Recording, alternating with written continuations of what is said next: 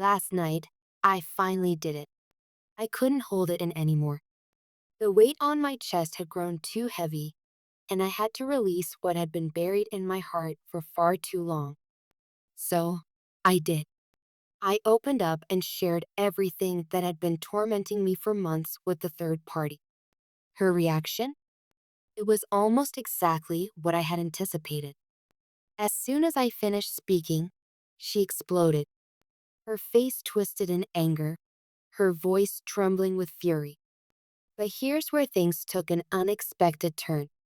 Instead of just reacting to me, she shifted her anger toward you, yes, you. At first, I was stunned. She began cursing you, her words sharp and full of venom. It caught me off guard. I mean, you weren't even involved in the conversation. You had no part in this tangled mess. Yet, there she was, throwing your name into the fire like you were the mastermind behind all her pain. It was odd, wasn't it?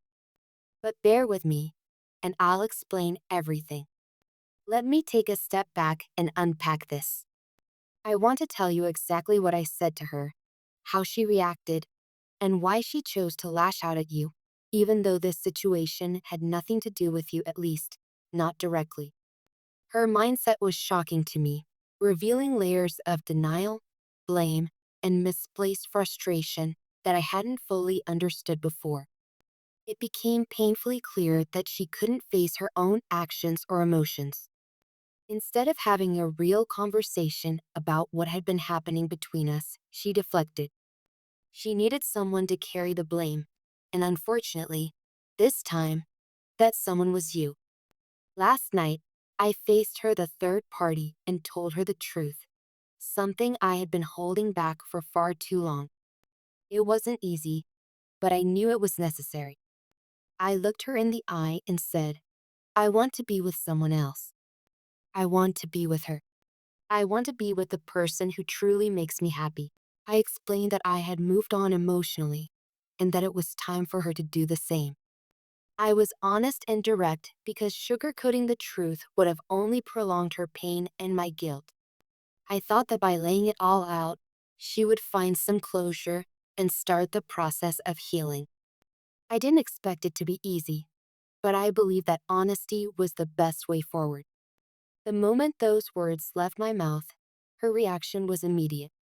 Her face contorted with shock and anger, her body stiffening as if bracing for impact. She stared at me, wide-eyed, as though the truth was a slap she hadn't seen coming. She wasn't prepared for my honesty, and it hit her like a tidal wave. Her voice, trembling at first, quickly rose to a crescendo as she accused me of leading her on. You've been stringing me along, she yelled. All this time, I thought there was still hope, but you were just playing with me. Her words were like knives, cutting deep and fast. She poured out months of pent-up frustration, anger, and heartbreak in a torrent of accusations. You've used me, she continued. You've lied to me. How could you do this after everything we've been through? Her voice cracked, and for a moment, I saw a flicker of vulnerability in her eyes. That flicker, however, quickly turned back into rage. And then came the part that truly shocked me. In the middle of her fiery outburst, she suddenly shifted gears. Her anger took a sharp turn, no longer aimed solely at me, but at you. Her voice grew even sharper, cutting deeper with every word as she hurled accusations your way. You, she spat, as though you were standing right there. This is all her fault. She's manipulative, controlling, and she's the reason everything between us fell apart. I was stunned. You had no involvement in our relationship, at least not in the way she was implying. But in her mind, you had somehow become the villain. She painted you as the puppet master, the person pulling the strings behind the scenes, orchestrating the breakdown of what she believed was a once perfect connection between us. She made you choose her over me, didn't she? She demanded, her eyes wild with a mixture of desperation and fury. She turned you against me. She's been driving a wedge between us this whole time. I tried to interject, to tell her that my feelings had changed of their own accord, that no one else was responsible for the choices I had made. But she wouldn't hear it. She was too consumed by her own pain and need for someone to blame. Her accusations only grew more venomous as the conversation continued. She insisted that you had manipulated me, twisted my mind, and led me away from her. In her narrative, you were the homewrecker, the intruder who had stolen what she thought was rightfully hers. The irony, of course, was that you had done none of these things. You had simply been yourself, a person I fell for because of who you are, not because of any schemes or plots. But she couldn't see that. To her, the loss of our connection was too unbearable to face. So she built a story where you were the villain. It was easier for her to believe that you had stolen me than to accept the harder truth, that our relationship had run its course, and my feelings for her had changed naturally over time. Her anger wasn't just about me, though. It became clear that she was projecting a deeper pain onto you. She couldn't come to terms with the fact that she had lost me, so she channeled all her heartbreak into vilifying you. In her mind, you became the embodiment of everything she had lost: the love, the connection, the dreams she had once cherished. As her words grew harsher, I felt a mix of emotions. There was guilt, of course, for causing her pain, but there was also frustration. I wanted her to see the truth, to understand that this wasn't about you or anyone else. It was about me and the choices I had made for my own happiness. But she was too far gone in her anger to see reason. She continued to curse you, her words dripping with bitterness.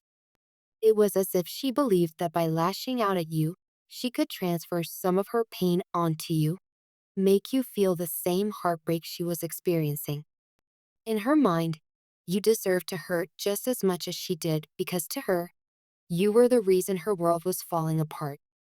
But as I stood there, listening to her tirade, I realized something important. Her anger wasn't truly about you. It wasn't even fully about me. It was about her inability to face the reality of the situation, to confront her own feelings of loss and rejection. She was grasping at straws, trying to make sense of a painful reality by creating a scapegoat. That night, as I left the conversation behind, I felt a strange mix of emotions. There was relief in having finally spoken my truth, but there was also sadness for her. She was hurting deeply, and while I couldn't take away her pain, I wished she could see that blaming you wouldn't make it any easier for her. In fact, it would only prolong her suffering. I know her words were harsh, and if you were to hear them, they might sting. But I want you to know that her anger doesn't define you. It's a reflection of her own struggles, her own inability to process what has happened. You are not the villain in this story. If anything, you are the person who has shown me what true love and happiness can be. So, if her words ever reach you, I hope you can see them for what they truly are: a cry of pain, not a judgment of your character. And I hope you can hold your head high, knowing that the love we share is genuine and real, built not on manipulation or deceit, but on mutual respect and connection. As for her, I hope she finds peace in time. I hope she can let go of the anger and blame and start to heal. Because at the end of the day, we all deserve to find happiness, even if it's not in the way we once imagined.